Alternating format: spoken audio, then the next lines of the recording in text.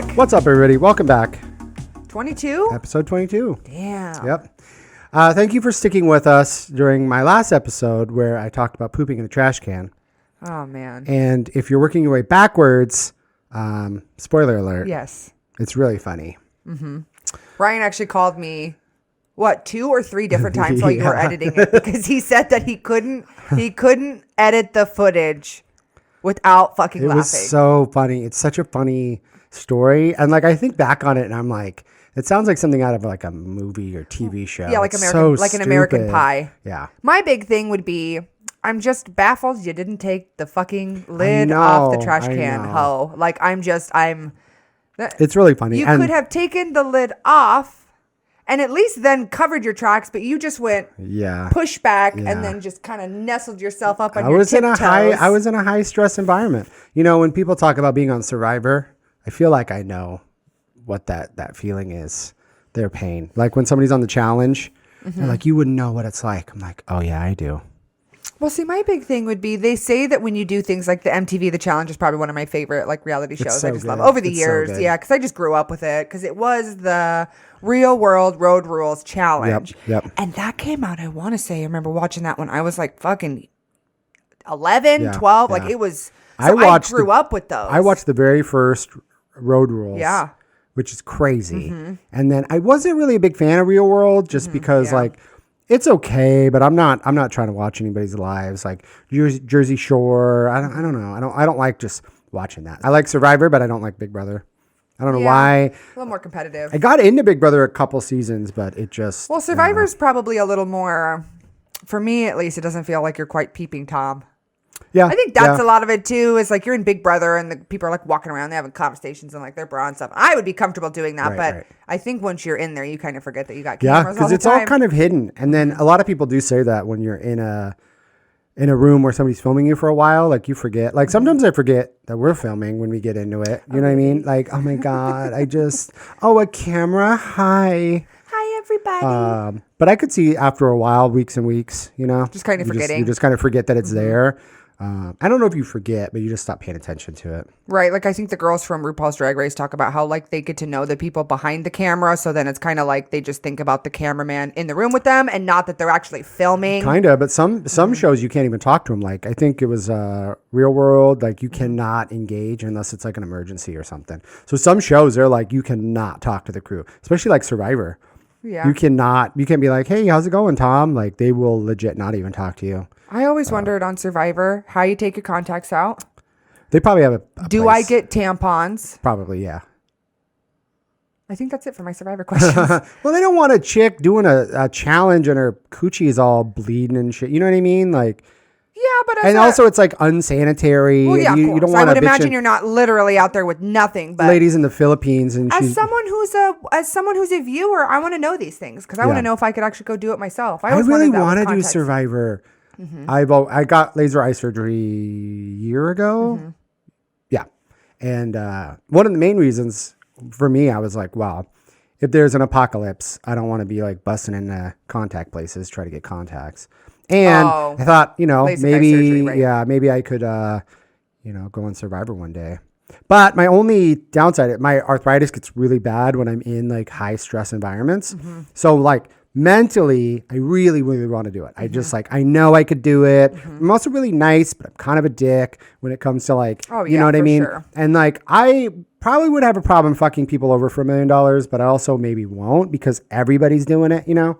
But I don't know if my body would freak out. And that's the only thing of why I haven't applied yet is because my knee will just swell up. Like if I do anything too crazy and my knee swells up, that's it. I had to take prednisone, which would make me even psycho person out there because prednisone makes you aggro. Yeah. And they just pull you. They would probably you wouldn't even get to do it. I do one challenge, I'd land on my knee wrong, and then Jeff would come out and be like, well, we could pull you. And I'd be like, no. Yeah, I went through all the training. But I don't know. I feel like they could have a disabled one where everyone's disabled and has special needs. But they also have people with one leg and they're just like, here you go, you're on Survivor now. Right. But that's the only reason I really want to do it. But I'm just a little hesitant because if I made it on and something happened, I mean, they might not even let me go out to begin with. They might be like, fuck this. Yeah. I always have wanted to do the challenge. The I think I challenge would would be so fun. I think I would be so good at it. I am fucking just crazy enough, but I'm not a raging alcoholic. I think that's the big thing. Is when no, I'm being serious. Yeah, I'm genuinely being serious. You got to have someone who's going to go in there. I hate to say it. I love everyone who does the challenge, but a lot of people who do it have really bad control problems. Oh yeah. No, you would be great because you would freak out. You would probably throw like a flower pot through a window like episode 1. And you'd be like having people hold you back and be like, fuck you. And I'd be like, who didn't fucking unload the dishwasher, you fucking assholes? And they'd be like, Alexa's really nice and I'm really glad she's my partner, but she's fucking crazy with this kitchen. Yeah, all the labels are facing forward in the fridge. Oh my God. I actually bring in one suitcase is all of like the plastic tubs from Amazon so I can reorganize the fridge. Yeah. Jordan, who's on the challenge, I really love him. I think he's great. He is the guy who only has one hand. Oh yeah. Jordan's good. And him and Tori broke up, right? Yeah. Whatever. I mean, it's hard when you're on fucking TV, man. When you fall in love and you're on TV and it's great. And then when you're at home and you're just like lounging around and you're not on the challenge, it's probably hard to find that like excitement. And then they're probably like, we have to be like almost getting voted off for me to get an erection, you know? So Jordan said that the hardest part about the challenge isn't the competition, isn't the strategy, it's living with people. Oh. You're literally living in a frat house. You're living in a frat house. You have to like deal with people screaming. I think that's the one thing that when you watch one of the episodes, they do like War of the Worlds. So then it's everyone from MTV was really smart how they did it because MTV took everyone from MTV UK and all that shit that we don't really see in America. And then they added them to the challenge because they're not doing all of the road rules. They need more people to funnel in. They're taking people from Big Brother. That feels a little too similar. They had the... It was really smart. The beach one, whatever they had, like... I can't even remember the name of it. Love Island, UK. That something like that. Really and then like Kyle, because he's a total douchebag, but he's great. And he came from one of those shows. Like a Geordie Shore, or it's all of like the weird, ones that I've never personally heard of or watched. Brian, my old roommate, and I used to watch The Challenge all the time. And like we would be screaming at the TV like, wah! That was actually how I got back into it, was when I moved back from California after that shitty relationship and being able to come over and watch TV with you guys. And we just watched the new season, with Tori and Jordan. It's really good. They're really smart. And it's funny because like Survivor starts grabbing from them, and then even like RuPaul's Drag Race starts kind of biting from the challenge. And I feel like Survivor has very much got a specific thing that they're doing each season. It's always the same. And they don't want to upset their fan base. They change it up a little bit here and there, but I think it's hard for them to go like, hey, let's experiment, because sometimes it doesn't work and it's really boring. And then the challenge, they just do whatever the fuck they want. And they'll be like, hey, this girl that you fucked 3 years ago? She's back. You left her read on text. Well, you're her partner. Yes. We're going to sew your cheeks together. Yes. And they're like, and now they're like, oh, this season everyone's by themselves. Yeah. And then their twists and shit are so good. Like, I think they had one season where you had to compete to get into the finale. Oh, that was one of the best. Yeah, they go Bravo, in. Whoever made this decision to make everyone compete. TJ Lavin for sure. I don't know. I feel like TJ Lavin's been doing it for so long, and they talk about how he actively wants them to be challenged. He doesn't want it to be something where they come in and phone it in, because the season before, if you don't watch a challenge, you're getting a good synopsis of all this. But the season before, 2 or 3 people in the finale never went into elimination. Wow. And they weren't even like a Johnny Bananas status. They were just like people who kind of snuck in under the radar and never got in. And that next season, TJ Lavin specifically says, like, I'm done with you guys not working hard to get in the finals. Because then they go in the finals and you have 4 people who've never done anything. And it's just shitty because the girl's on the bike and she's never worked out a single day the whole fucking season. That's not fun to watch. Yeah, because the first part of all like Survivor and all these, it's very manipulative and cunning. And then you get to the end and you're like, I need to make sure I bring shitty people with me, so I stand out at the end. And that sometimes backfires. Oh, for sure. So I like that they make everybody go and do the challenge. Since they've done that, it's been phenomenal because you have to go in order to beat someone. You have to actually get voted in by the house. Nominated to go in to basically earn your skull or whatever it is, and then to qualify you for the finals. Yeah. It's so good. That was great. I feel like there's a new season out. I saw. I haven't watched it yet. New seasons, which is cool. I've kind of fallen off this last one or two. There's just so many options for TV now. Well, I used to watch him a lot with Brian, and now that I live with Greg, I find I just don't watch it. And Brian and I try to hang out, but he's opening up a restaurant and he's doing a bunch of shit. I'm really excited. Yeah. I go on Saturday to do a little sneak peek preview. Yeah, so I'm excited. But we're both doing different shit. I miss hanging out. Brian, if you're listening, I miss you. But yeah, that was our thing that we did together. And since we haven't, we've just been like slacking. I remember hanging out with you guys during the pandemic, and Brian was watching the top 10 best catfish episodes. Oh. I want to say from 10 up to 1, and 1 was the worst. And then after that, he said he was just fucking hooked. I remember I came over I'd come over once a week just to hang out, a little bit of socialization, just watch TV in a different room. Right. And I remember that was one thing. Like, I was like the 3rd week in a row, and I was like, dude, you're still not done with top 10? He's like, oh no, I'm on the 7th season. They're great. No, those catfish episodes were really good. It's so fucking sad, man. But yeah, it's also like I remember I watched one, and the person had been with this person for 5 years, and they received one picture. That was it the entire time. And every time there was a call or FaceTime, their camera didn't work or some bullshit, which is crazy. Yeah. Ignorance is bliss. And so, but people want that so bad because people are generally kind of lonely, and you have all the technology. You see everybody getting together.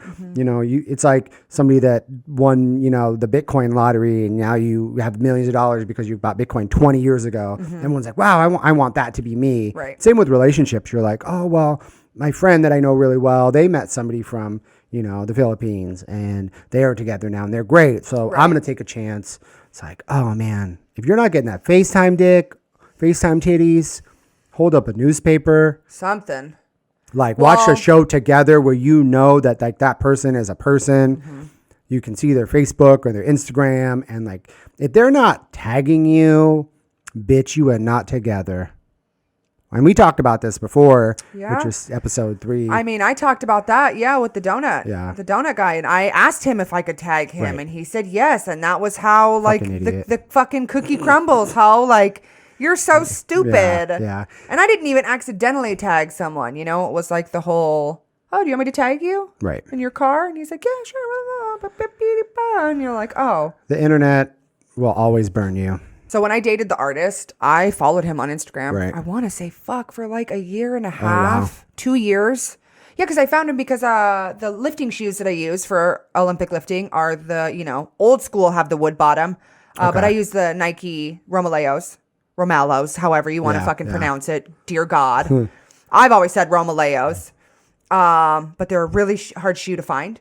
They don't make them anymore. And it's one of those things where they don't make them anymore because they've changed the edition. Okay. So it's just a different fucking shoe now. Right. And the second edition they made were the best, and people will buy. I think I bought one of my pairs for like $300, $400. Yeah, because they just don't make them anymore, and brand new quality for competition. Definitely worth it. But I found him on Instagram because he painted a pair of those shoes with like cheeseburgers and French fries, like really crazy pop art. And I was like, oh, follow, click, cute. Right.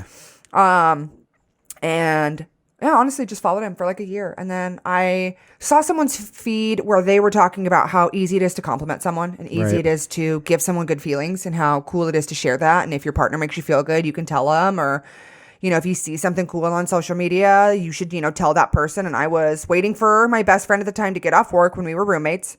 And I was sitting at the bar that I have been done 86 from since then. Oh, yeah. And I remember sitting at the bar. The bartender makes me like some stupid drink because they were super slow, and I don't ever really drink. And I remember seeing him post on Instagram, and I scrolled past it. And then I was like, oh, you know what? I'm going to tell him like how much I love his art. Every time I see it, it always makes me feel so good. So then I responded to that. I was like, hey, your art is so great. I want to say actually... And we laughed about it. The majority of our relationship was I said, like, I love your art so much. I'm not super smart, but I love all the colors. They make it super happy, or they make me super happy. And and then he wrote me back, and he had like 500,000 followers. So I kind of thought I wasn't ever gonna didn't even know what his face looked like. Right. And I was just like, hey, your art makes me feel so happy. And he wrote me back. He's like, oh, hey, thank you so much. I was like, yeah, your art's great. I go, gives me a lady boner was like the verbiage that I used. And he laughed, and he was just like, what are you doing right now? And I was like, I'm at a bar. And he's like, oh, you might regret saying that to me tomorrow morning. And I was like, oh, I'm not drunk. I literally talk like that all the fucking time. Right. And then we kind of texted a little, or, Instagram for a little bit. And then I want to say a week later, he accidentally messaged me. And no, seriously, he accidentally messaged me and it said, it was a copy and paste in all of his messages that said like, directed people to his like official website and then was like, what idea did you want, or like what size shoes or whatever. And then I wrote back and I was like, I'm sorry, what? ? And he was like, he's like, LOL. Everyone in my DMs just wants more information on, a post or this or that. And I'm giving them that direct link to my website. And I was like, oh, tee. And then we initially talked. It was that accidental message. And then we did not stop talking after that accidental message. And it was about 2 weeks. We would stay up and text and Instagram. I want to say and Snapchat because he got a Snapchat for me, but he would snap me his art. Oh, right, I never got like a face, and it wasn't like we were getting like dicks and it wasn't like that. It was like cute me, because I don't know what he looks like. He lives fucking super far away. What if he was like an 8-year-old? But he could have been. That's the thing. I remember seeing 1 or 2 things on his profile that were like him giving away products. So I knew what his face was, like tall blonde, whatever. You know what I mean? Okay. I'd seen him doing giveaway for like brushes, whatever, right? Right. But it was never like, it's never selfies of him. It's all his art. And then, man, we started talking and we'd stay up until like 4 a.m. and then we wake up at like 6 or 7. I'd call and then we started talking on the phone all the time. It was really cute. And then all of my friends thought I was getting catfished. Every single one. Yeah. Every single person, my coaches, everyone was like, you're getting catfished. You don't know who you are. And it's like, that's hard. Yeah. Because you got to be careful how you approach situations like that.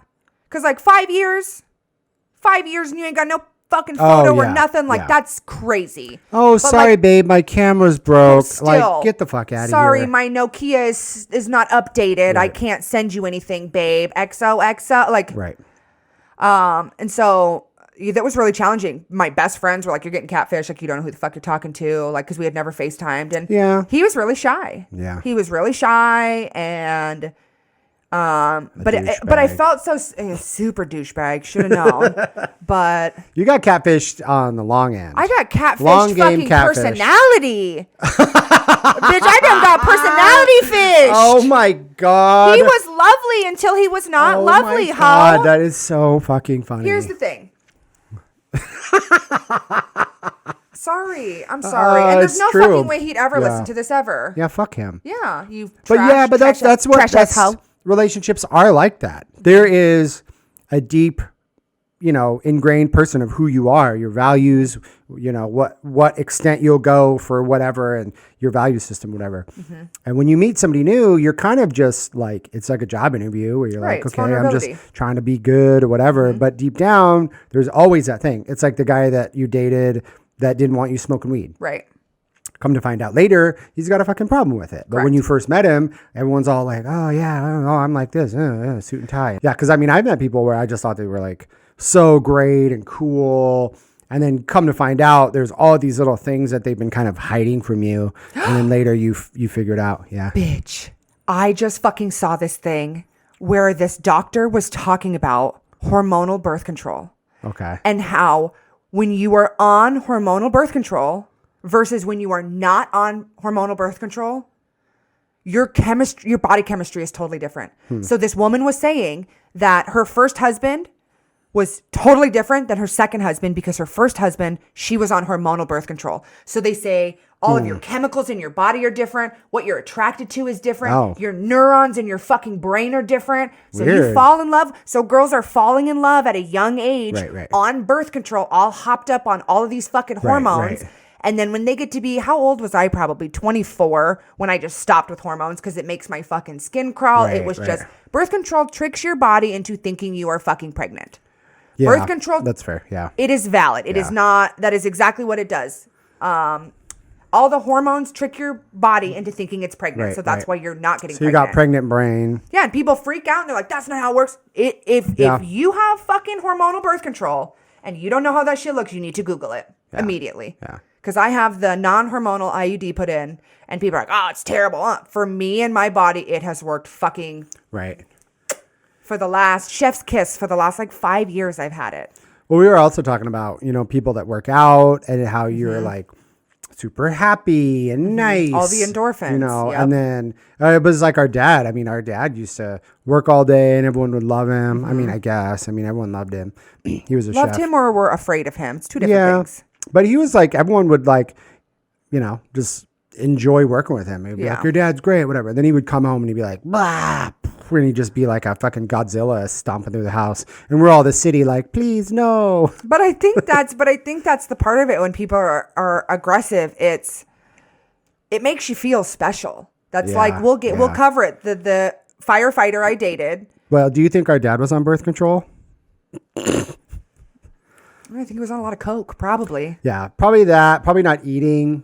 Probably caffeine. He's on caffeine and Adderall. Like, that's terrible. Yeah. I mean, I don't know. I just remember he would just come home and just be a complete dick. Just rage. He would be and we're just like these little like supple family who just want to hang out with our dad, and he'd just come home and just be a complete dick all day. Yes, we would wait for our dad to come home, because anytime we were out ever, whether we were at the country club or we met someone that knew, whether it was our dad, people are always like, your dad's great. He's great guy. Oh, he's so cool. No, man, your dad's good. Love your dad. And then he'd come home and fucking yell at us and make our mom cry and leave. And it's like, absolutely not. My dad would basically be at work and he'd get upset and he'd be like, okay. And then he would do some more work. And so he'd get upset and he'd be like, okay, I'll write that down. Just calm. And somebody else would get upset and he'd be like, uh-huh. And then he comes home and he goes, this, and this, also these things happened to me today, Like, he yelled at me once because we didn't put the toothpaste cap on the toothpaste.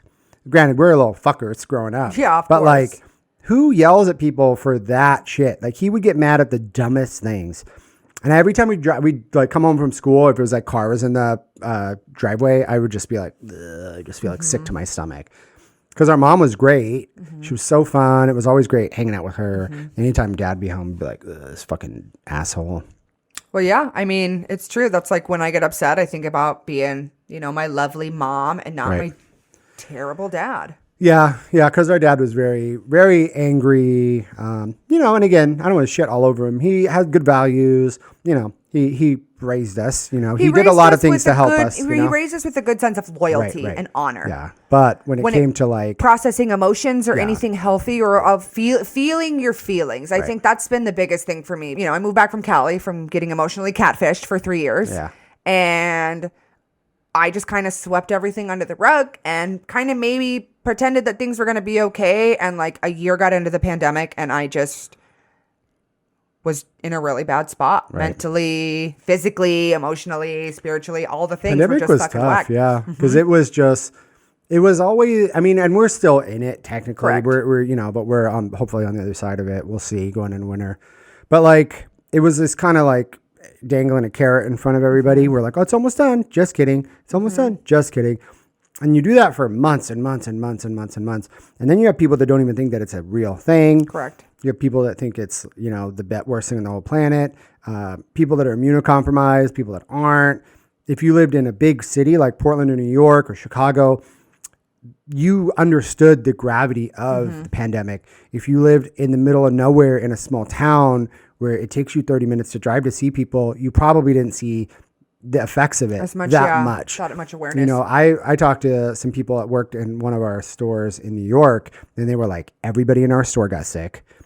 Some people died, and I've been on Facebook where people's parents have died, and friends. I've had like, let's say at least 3 people that I used to chat with that have died because of COVID. So like, it's kind of crazy. Some people don't know anybody that ever got COVID. Correct. And then they're just like, well, I don't know anybody. Like, we live in fucking Eugene. I don't know anybody, So everybody's got different levels of how they treat the pandemic. It's all valid. Everyone can feel the way they feel, but it's tough. I was by myself. Retail. I lived by myself. I was like super excited. And I want to say that was right about the time where I was excited to like go out and be single and go eat by myself and like go meet people at bars, and like pandemic happened, everything shut down. And the universe was like, oh, hey, knock, knock, bitch. Oh, hey, all that emotional trauma? Right.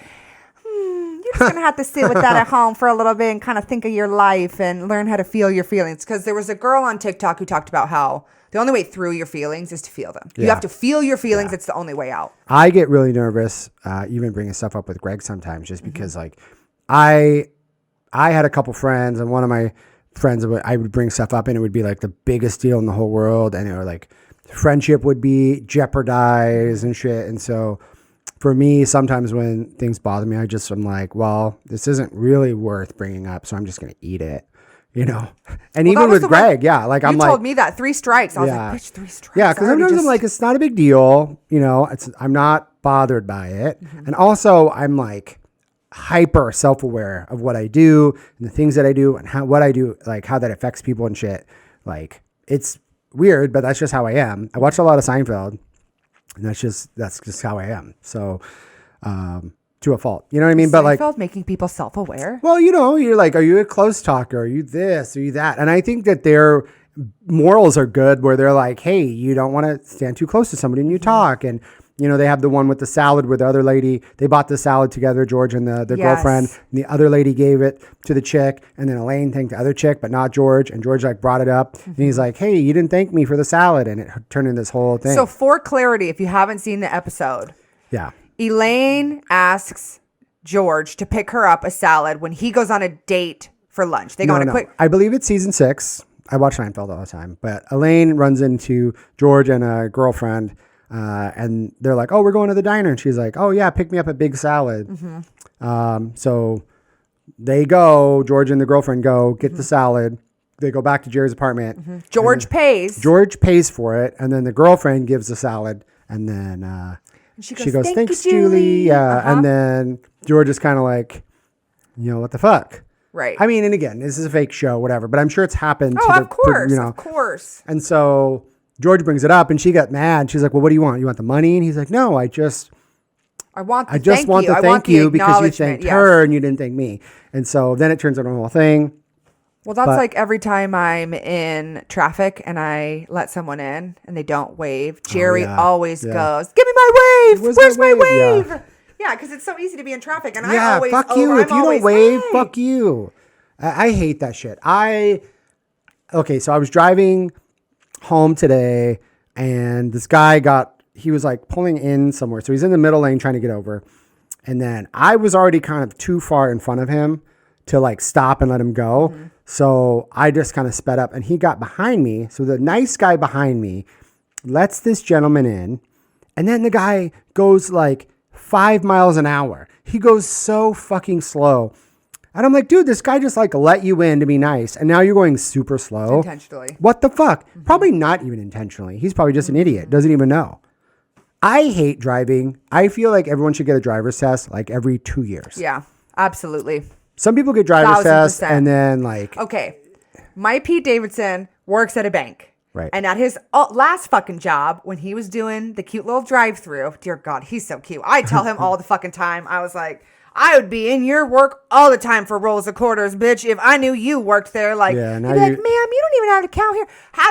Can I have him sign? Can you want to sign me up for an account? This now you're getting a roll of silver dollars in your ass. Mm-hmm. Well, so he talked about how there was a woman who came through the drive-through.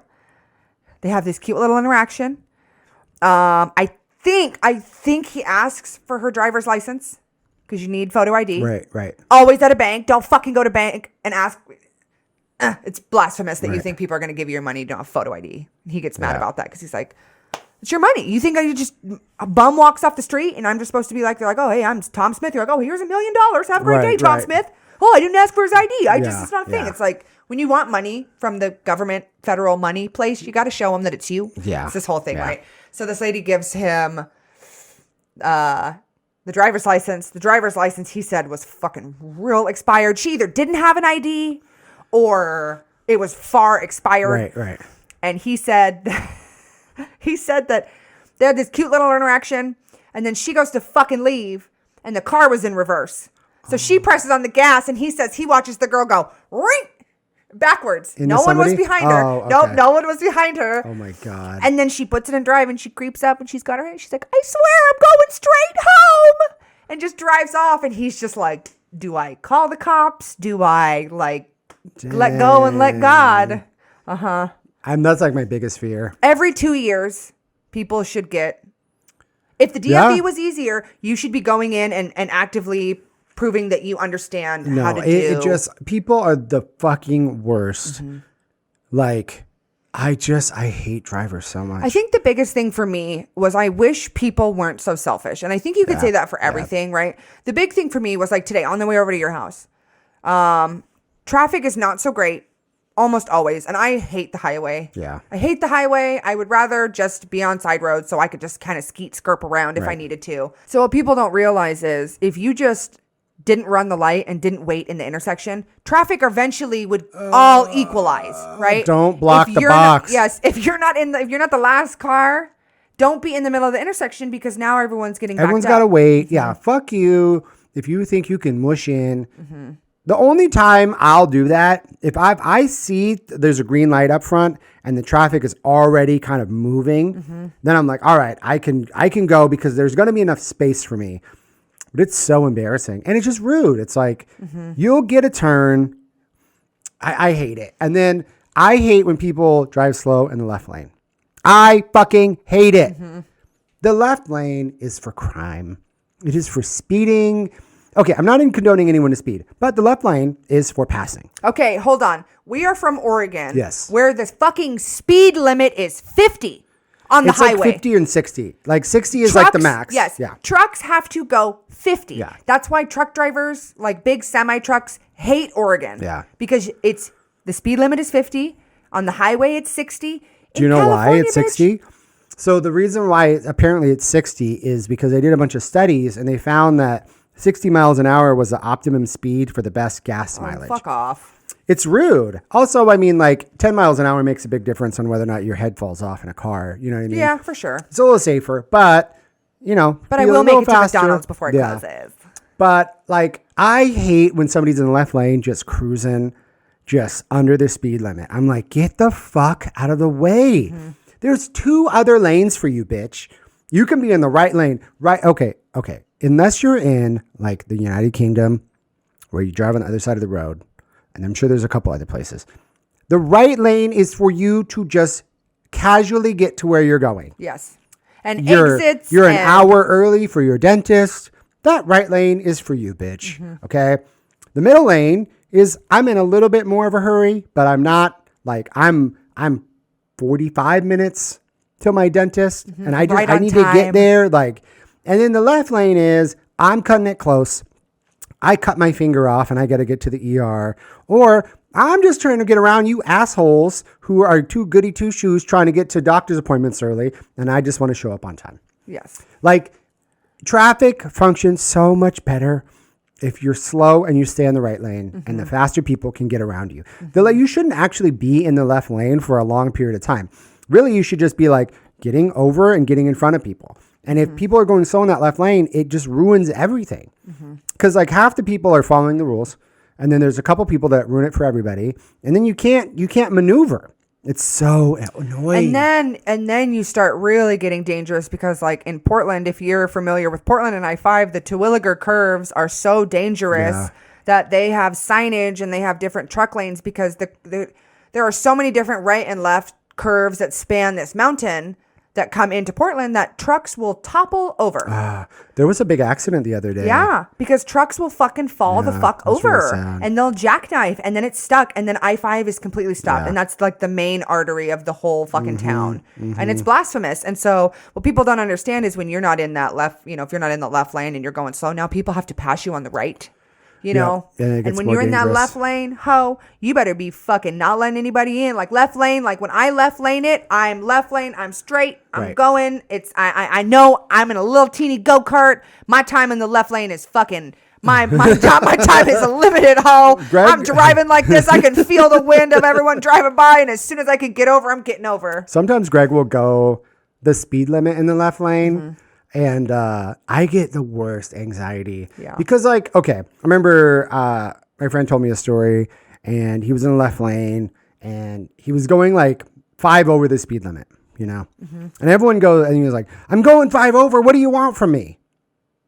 People riding your ass. Like, I'm going 5 over. This is what you get. And it's like, listen, bitch, you don't get to make up the crime lane and how the rules are for the crime lane. Okay. If I want to go 80 miles an hour, because I cut my finger off, or I'm late to work because whatever, I was getting butt fucked. Or you just have a fast car. Or I just want to go in the left lane. That's for me to decide. That's not for you to go 5 over and decide that that's enough for that lane because you're speeding already and you're going to take the ticket or whatever. You can go 5 over in the other 2 or 1 lane, bitch. That is for you to follow the rules. The left lane would be like when you get the star in Mario Kart where you're just fucking going. Yeah, you got limited time, bitch. Figure it out. And I remember like, I think he almost got in an altercation or somebody tried to hit him or something afterwards. And it sucks, but it's like, if somebody is behind you in the left lane and you're in the left lane, get the fuck over. That person is trying to tell you with their car, I would like to go faster than you.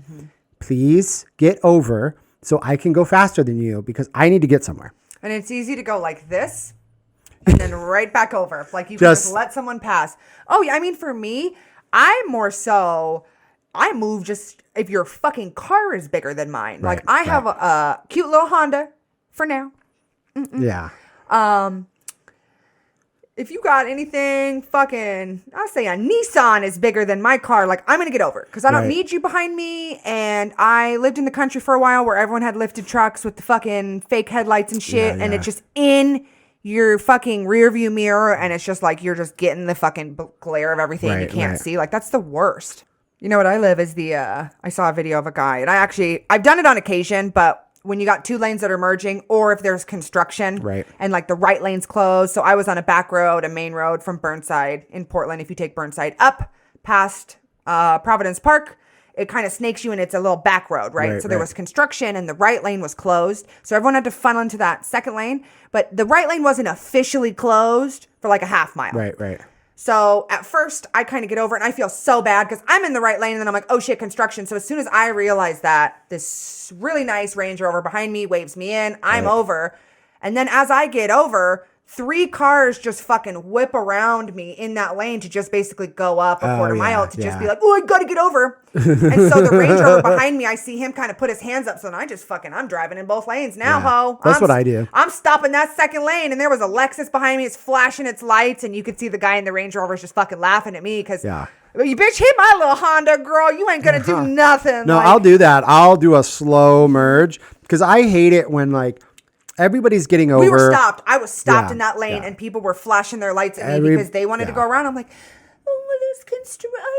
there's construction. And you could see the person in the Range Rover. We were just kind of laughing because it's just, you just have idiots. Like, you're just such a dickhead. You think you're just going to go up and you're going to get there 3 minutes before me. Like, that's fine. Sorry. I got to merge at the end. Benefit of the doubt, though.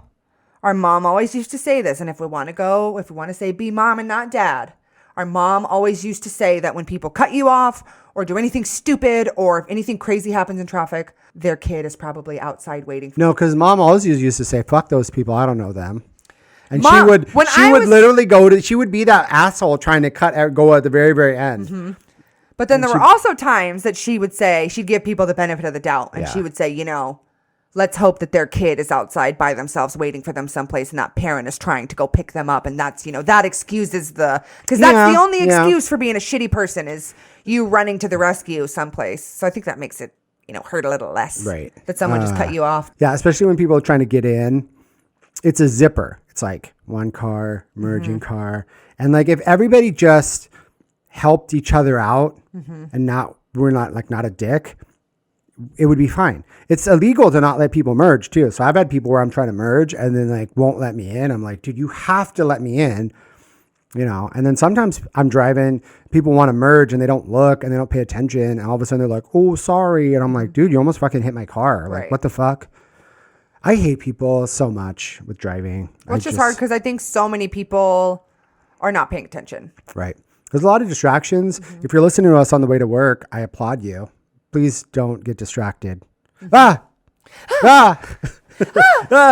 And if you're at home right now, but yeah, I mean, and I have a 45 minute drive to work every day. So definitely get a lot of crazy drivers. And I tend to do more surface streets than the freeway, but man, there's like one light. I don't know where the fuck it is. It's on Powell. It's like 30th and Powell, but like they added this light in and every fucking day it's just on a timer and it's like, And nobody's ever going like across the busy street, but it always stops and traffic backs up. And it's like, dear God, nobody's coming. Like, just put it on a thing where when people show up, it goes, oh, hey, I gotta switch. Correct. Like, cities need to have like a write-in thing or an app where you can basically just like share ideas with how to make the roads work better. I didn't go to school for that shit, but I could probably tell you, hey, your traffic is backing up really long ways because of this stupid fucking light. Because once you go past that, there's nobody. And then the other way, there's nobody. And there's nobody ever, I mean, that's the same thing as the fucking train track that's on 12th. If you do anything from Portland and you try to go anywhere, I-5. My friend told me the other night when she left my house that she got stuck at the train tracks for like a half hour. Yeah. And what's hard is it is a train track that is by a train yard. Yep. So what they don't what people don't know is when you're stopped for an hour, which has happened. One of my Pilates coaches and her boyfriend left their fucking car in the street, went and had breakfast, came back, and the train was still there. Because what people don't know is the tracks are moving to switch lanes. So there was a train that is stopped because there's another fucking train north or south or east or west that is moving so that train can go. Right. So it'll just be fucking stopped. And there's nothing that tells you. There's no time. There's no alternate routes because those motherfuckers need a little, like, blocks away. They need a light that's like, hey, there's a fucking train that is here and you need to employ someone to fucking press that button when the train goes by. Yeah. Because there used to be a website. Is there a train on 12th or a train on 12th? No, I'm serious. And you used to just type it in and it would pop up and you'd say yes or no. And I want to say it used to be someone who like lived there or worked there and bought that. And it was super cool. I don't think it's accurate anymore though, unfortunately. So I worked at the grain elevators for a while and there's one right next to the Moda Center. And you've probably seen it. It's like, there's a couple there that are really famous. But you go down this hill and then to get behind the elevator, like on the waterfront kind of, there's a train track and the big train yard is like west, like, I don't know, like half a mile or a mile down. And we would always get trains that go by. There's not a lot of room to get to this train yard. And so sometimes you're going to work and you would sit in your car for a fucking hour while the trains wouldn't, it's like literally you can't get to work because there's a train. Horrible. You're always this train anxiety. And then we would do 12-hour shifts. You'd be 6 p.m. to 6 a.m. Oh, fuck. You'd get out of work and people would want to chit chat and you're like, shut the fuck up, bitch. Because like you go around the elevator and you could see a train coming and you'd be like, wah, and you would have to like people would try to go in front of the train and then they'll like get out and like yell at you and you get in trouble if you try to like cut the train off because, it's a fucking train. But yeah, sometimes you'd be like chit chatting for like 30 seconds. Yep. You get in your car and you turn around, there's a fucking train. And sometimes it would go and then it would stop. And you're stuck. And you just wait. Like you already worked 12 hours, ready to go home. And then there's a fucking train and you're just sitting in your car. There's no other way to get around it. And it was like the most irritating shit on the planet. I hated it. It was so annoying. And you're by yourself too. So you're just sitting in your car by yourself. Yeah, just waiting like, cool. Now I had to talk to this person for 30 seconds. Yeah, I had to talk to Glenn about his fucking Cheetos again. And so annoying. I mean, it'd be better if you had a co-pilot, but. Well, and that's funny you bring that up because Kevin and I just went on a road trip to go see Slipknot in Sacramento. And we got Sacramento? Yeah, it was Aftershock. It's a big music festival. Sacramento. I was bummed because Action Bronson played, I think, on Saturday and Slipknot played on Thursday. And I'm like, couldn't you have played on the same day? Because I've always wanted to meet Action Bronson. Yeah. Fuck, that's delicious. Yeah. We have to be friends. We'd be good friends. Sponsor us. Yeah. Action Bronson. Well, no, you just stories. We don't have to get into it, but like he works out, dropped a bunch of weight. I love his music. Like just everything about his whole vibe is just great, and I think we would be good friends. But yeah, so my brother and I were driving home, and I wanted a milkshake, and I don't drink milkshakes a lot.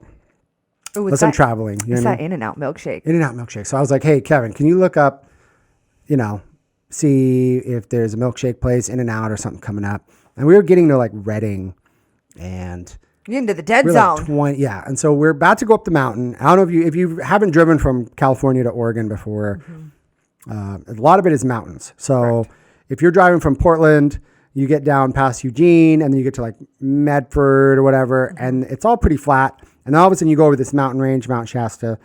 So for about 3 hours, you're going through mountains. Then you hit Redding, and it's flat California after that. And there's like nothing for a stretch. If you don't hit the last town before Oregon, I don't even say the last town. Yeah. Like you shouldn't even be stopping at Roseburg. You should be stopping at like Eugene, making sure you got your little snacky snacks, coffee, all the treats. It gets messy. The same for coming back up. Yeah. Because I remember when I fucking drove 14 hours by myself, when I was moving myself back to Portland by myself with the dog and the cat. I drove 14 hours. That was when I fucking tapped the fuck out. I had to pull over, and thank my lucky stars, I got off 2 exits before the last exit before Shasta at like 11. My intuition was like, you need to pull over. And so I pulled over at this gas station, tried to fall asleep. And the next morning when I got up at 6 a.m. and said, fuck it, I'm ready to drive again. There was 1 exit and then Shasta, mountains, nothing. I would have stopped. I would have been kidnapped. I almost ran out of gas once. Or I did run out of gas, but like my car didn't stop. So I was driving my dad's Jeep, and it told me the miles on the top of like to empty. So I was driving back, and I wasn't really paying attention. All of a sudden I look up and it was 0. And I was like, oh my God.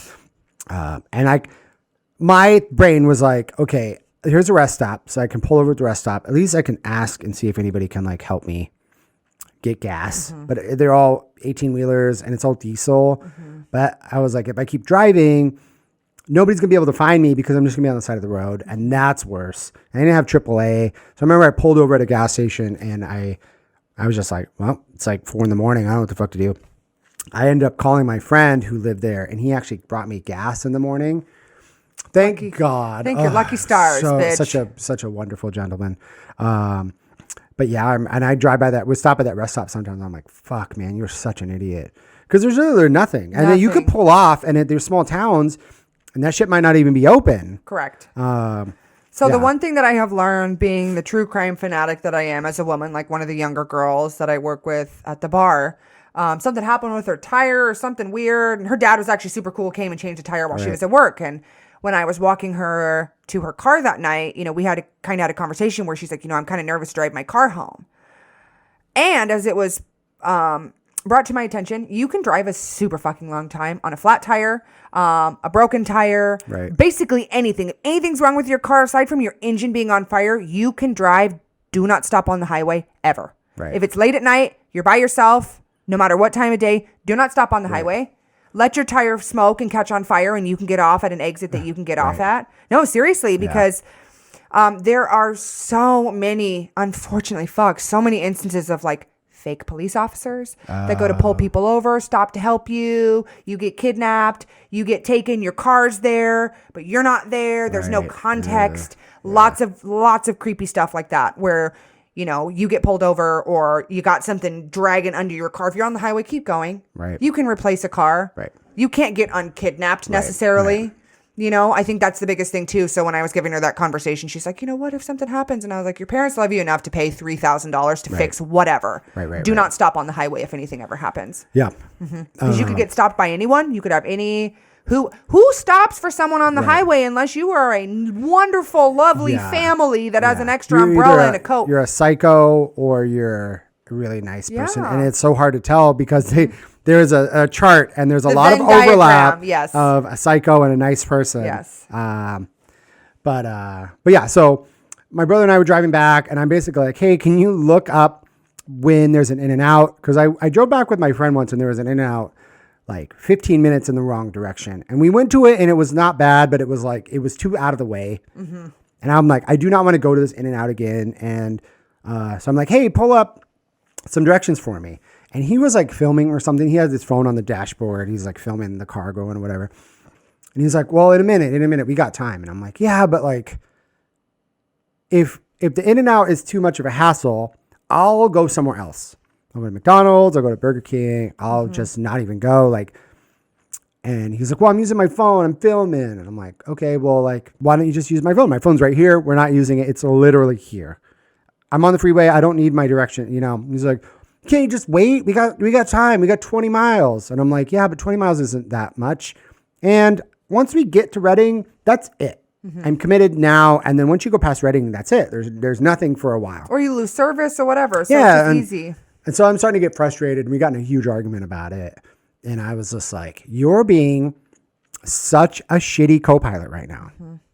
So for me growing up, I feel like driver, pilot, focus on the road, shouldn't really be texting. You know what I mean? Like I could have grabbed their phone and texted, but I feel like it's a little rude when you're in a car. Mm-hmm. You know what I mean? Unless I have to get into an app or something that I need to do, whatever. But like you shouldn't be texting and driving. Mm-hmm. Someone's there. They should be doing that for you, right? So.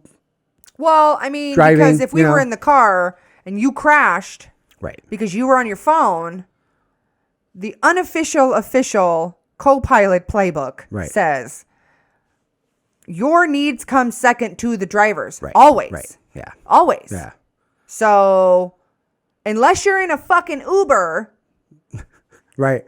Unless you're in an Uber and the Uber's like, hey, can you tell me where this Taco Bell is? I'd be like, bitch, let me the fuck out because you're supposed to know. Right. You know, but when it comes to being a co-pilot, and this is also just how we were raised. Our dad was super entitled. So as children, well, bitch, tell me I'm wrong. True. I had to our father was so entitled. I had to take the soda cap off for him and hand it to him in the car. That's how I was trained as a co-pilot. All right. Yeah. Well, it's also hard to do the cap while you're driving sometimes if it's on really tight.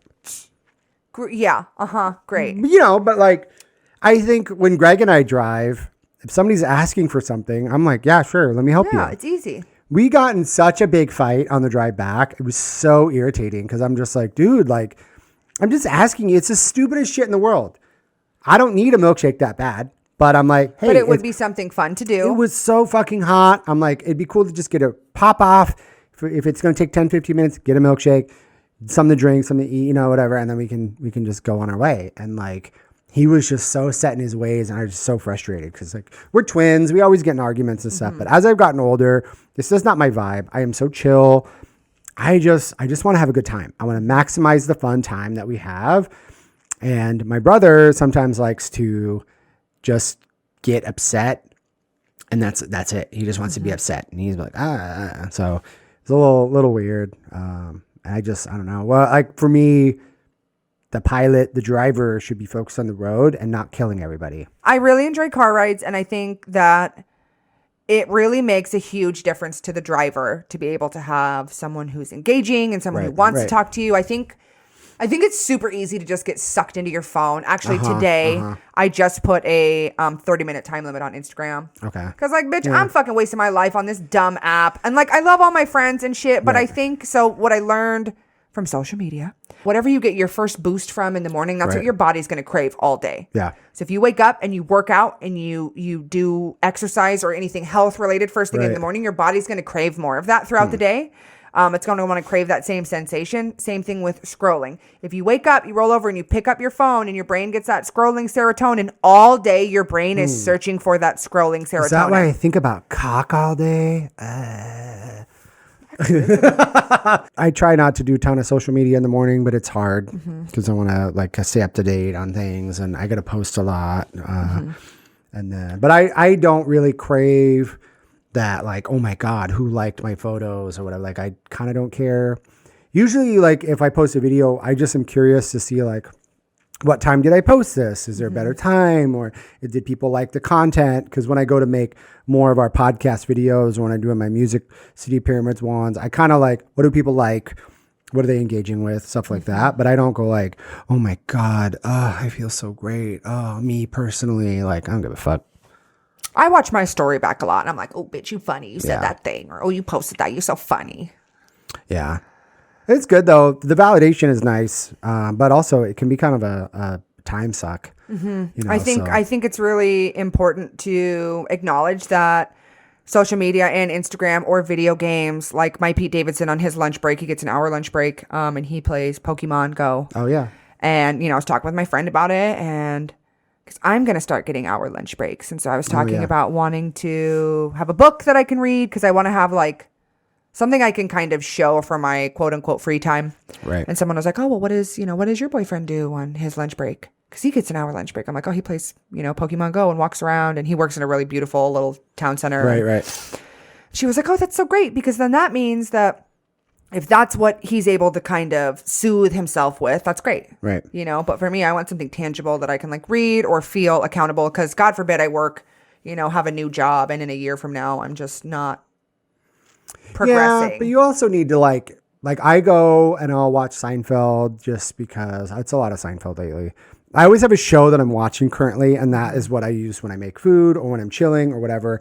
And right now it's Seinfeld because I love Seinfeld. But I'll go and I'll just put that on and I'll just, check social media and I'll eat my food and I just disconnect from everything. That's my like decompressing time, especially because our job can get kind of crazy. And so, but some people go out to eat with friends, or they'll go do things. And for me, I'm just like, I want to be by myself and take time to just watch TV and laugh and, makes posts for social media or like get our podcast videos and put those out there. So it just depends. But I think people get sucked into social media. Unless you're watching this on social media, then hi, thank you for being. Hi, thanks. Good morning. Welcome. Thank you for starting your day with pdExes or your lunch break or your drive home. And if you did all of them, please let us know so we can give you a hug. Mention you by name in the video because we learned a lot today. We learned about Survivor and the challenge. Those are great shows. If you're ever looking for like a podcasty season with a really funny, chubby gay guy and a hot-headed sister, that would be such a good season. It would be like sibling rivalry or whatever, and then we'll go in and fucking kick ass. If you're not going to be, we could probably do Amazing Race. I fucking hate Amazing Race though. I get anxiety just watching it, and it's heavily edited, and then you got to learn all these languages. Like I don't want to do that. I like the concept. Okay, I want to go concept, less anxiety. Yeah, I want to go where I'm like at a place, and they're like, "Hey, you're going to the challenge area," and then we go to that area, and they're like, "You're hanging from this fucking stupid shit up here and trying to catch baseballs and answer trivia questions." I'm like, okay. And then you go back to the house. Like, I don't want to be like, oh, wait, we got to go to Spain and car ride and fuck all that. I really want to be on Supermarket Sweep. It's not even really a show anymore, I don't think. I think they brought it back recently. I think I want to recreate as like an art project. Please donate money to me. I just want to recreate old game shows that aren't real, right? Like we could do a little game show, right? But it's mostly for like kids like that grew up with those, like Double Dare. To be able to walk like the Double Dare. You know what I mean? But yes. I want to make it like the ratio. So I would be like a child size. You know what I mean? Because like I don't want to be the adult on the show. I want to be the child. So I want the big ass pizza you got to dig through, but I want it to be big so I feel like a kid. You put the fucking flag. And then you got the bucket up high. You got to slide to with the slime. The and nose. You got to do this. Yep. You got to dig in the fucking nose. Like I want to recreate all these things. And it's a theme park, which just game shows that you can go on with friends. And maybe you could compete with people or whatever, but like, fuck, that would be so cool. I want to be on Double Dare so bad. I want to go down the slide. I want to do all that stupid shit. Catch all the flags. Yeah. I just wanted to catch the flag and put the flag in the shirt. My shirt. Some people didn't do that. I'm like, bitch, what the fuck are you doing? Put the flag in the shirt, ho. Like, oh man. And then you would watch it. Could you imagine you're on like a road trip? Yeah. Ongoing theme. Road trip with dad. And then like, it's the last thing and you're about to win and you're digging in the big ass nose and you can't get the fucking flag and you lose and you don't win the trip to Disneyland. And then you like get in the car and you leave and everyone's like, just fucking mad because you couldn't find the shit. And you're like, oh, I want to get some pizza. And you'd be like, yeah, like you couldn't find the flag in that fucking pizza. Could have had a trip to Disneyland. No, or you'd have, I hear real parents would be like, hey, nice try, Tom. We'll get him next time. Yeah, we'll just buy a trip for Disneyland. Because some people can do that. Yeah. Yeah, so that's an idea. Please donate money to us and we will make that happen. Yes. We talked about being catfished, which is kind of crazy. We also talked about that in the last couple episodes. It's an ongoing theme. Yeah, being catfish is a real thing. Please write in if you're in catfish. Let us know. We'll talk about it. We talked about I would love to hear if you have catfished anyone. You can be anonymous. Yeah, that's true. You can be anonymous. Catfish somebody. I have a lot of friends that do. I wouldn't say a lot of friends, but something I hear a lot are Finsta. You know what a Finsta is? A fake Insta? Yes, a Finsta. So like your ex-boyfriend makes a Finsta to look at your stories to check out and see what you're doing or whatever. I don't ever look at that shit though. That would be great if somebody was like intentionally trying to like, make a fake profile to interact with me. And I'm just like, don't even give a fuck. I only will check on occasion just to see if anyone is like spamming my profile. You get all like the weird accounts that'll sometimes, watch your shit. And so I'll just block that. I don't really read comments. I just kind of like all of them. Mm-hmm. And then I don't also give a fuck if you watch my story or not. I don't care. But thank you. But yeah, I don't actually go through and be like, oh my God, I hope that these people saw it. Like, I don't have time for that. And we talked about, driving, how not to be a shitty driver. I just want everybody to like be a better driver, please. Everyone needs to start by offering the fucking thank you wave. Thank you wave, yes. And there is a nifty thing called a blinker. Oh yeah, I think that's what I was going to talk about. Oh my God, you totally did it. Okay, real quick, because I've been like trying to figure out what the fuck I wanted to say for so long. We've been recording. And Alexa my sweet angel sister. Okay, so I was visiting my friend in New York, and he would never use his blinker. Now, apparently this is a thing in New York where people don't use their blinker. It's a thing everywhere. People don't use their blinker. But I did question him one time, and I was like, hey, why don't you use your blinker? I'm just curious. And he goes, well, if I'm on the freeway and I'm getting over, by the time I go to turn my blinker on, I'm already almost in the other lane. And then it's just basically a waste of time. And I'm like, you're a garbage person. Here is the order of operations for changing lanes. Mm-hmm. Blinker, check your blind spot, start to go, get in the other lane, blinker off. Blinker first. It's blinker first. Like sometimes people put the blinker on and then they look and then they go, oh shit, someone's there, and they go boop, and the other person's like, what are you doing? It's blinker first. You're not This wrong. is true. I learned it. Blinker, and then you're like, oh, blind can I get spot. Over? Cool. Start to merge. Look again. Okay, cool. I'm in the lane now. Blinker off. Correct. So like my friend the lane changing has stopped. It's done now. Yes. So I'm like confused because I'm like, dude, how can put your shit up, down first? That is letting other people know. You know what I mean? So it's like blinker, do your shit, and then turn the blinker off. And like he just so entitled that he just didn't think he needed to use a blinker. And then somebody cut him off without a blinker, and he got mad.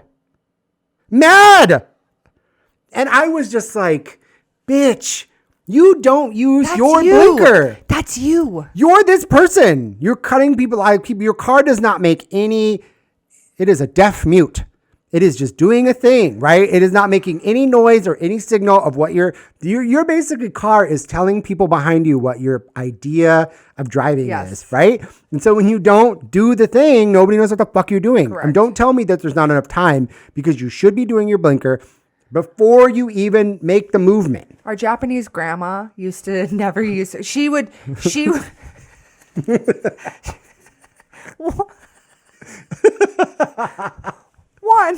our Japanese grandma would use both fucking feet to drive. Oh my God, Dad! And then our dad does that. So you're in the car and you're just kind of like fucking left foot, right foot. You're like, why am I replacing my brake pads? Gas and brake. But our grandma used to say she would just blink, that was it. And we're like, turn your blinker on. No, I'm saving on blink. Oh my God. I must save a blink. Your blinker only has so many blinks. So if you use your blinker too much, you got to replace it. So if I don't use it, it lasts a long time. And I was just like, regardless, Grandma, we need you using that fucking blinker. You're a short ass Asian woman. I mean, you know how many people our probably grandma was literally this. This was her behind the car. You could see the top of her forehead and her knuckles. That was it. And she's driving left, right. Crazy. God bless. And then the other thing I think is funny with cars is why is a horn only one sound? Beep, beep, beep, beep, beep. Should a horn be like a throat I want more sounds. I want a courtesy, like beep, beep, beep, like a little noise. Up the lights change. Just, hey, beep, beep, beep, beep, just a little like, excuse me, you know what I mean? And then I need like a regular ass horn for just whatever. And then I need like a fuck you horn. Auga. Yeah. No, for real. Please, somebody in the car industry, tell me why car horns are one sound. It's like a dog bark. Because back in the day, beep. There was one horn that made a fucking sound. Beep, beep. But now I feel like, give me a fucking microphone. So I'd be like, excuse me, your car, oh, please, hello. You know what I mean? Like, it's just so irritating. Cars should have multiple horn sounds. The one thing I will say I have adapted from our father, and I hate that I love it, bitch. I hate that I love it.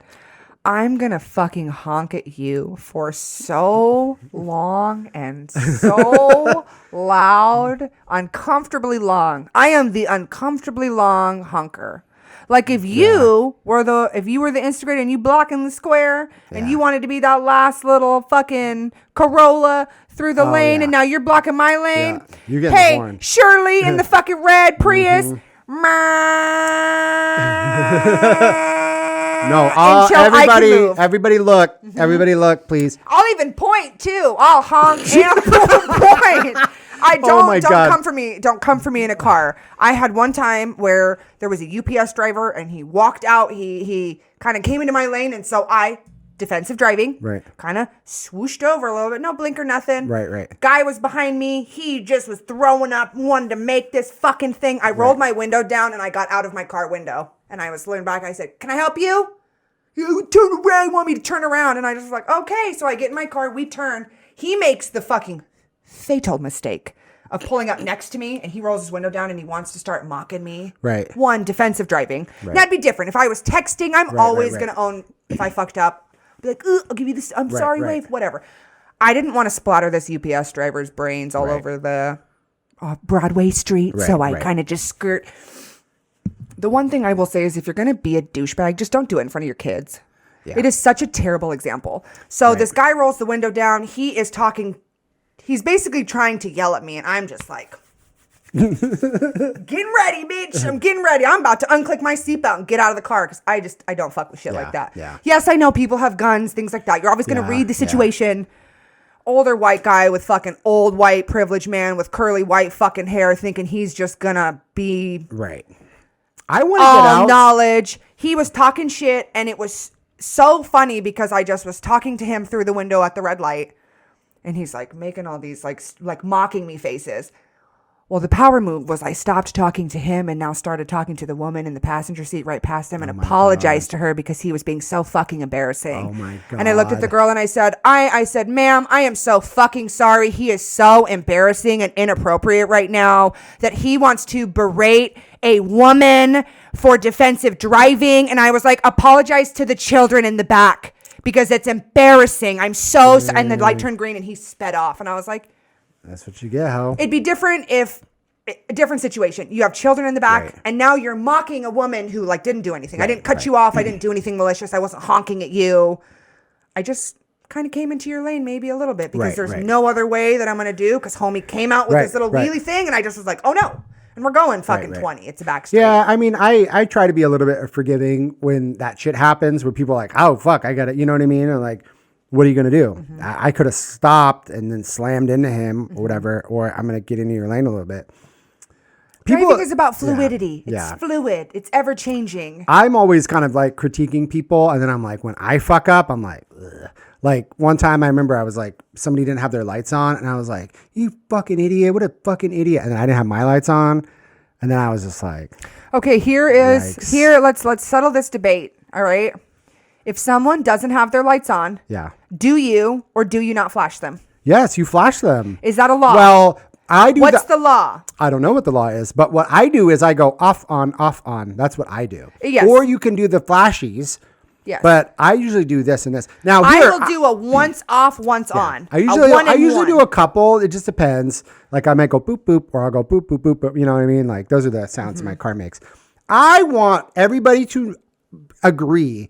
If I go like this, can that just be the symbol for your fucking lights aren't on? I was just going to say Turn your lights on. Can everybody can we just agree? Just like this is the universal I'm choking sign. This is just, turn your lights on. If somebody goes like this or give me your boobies is this one.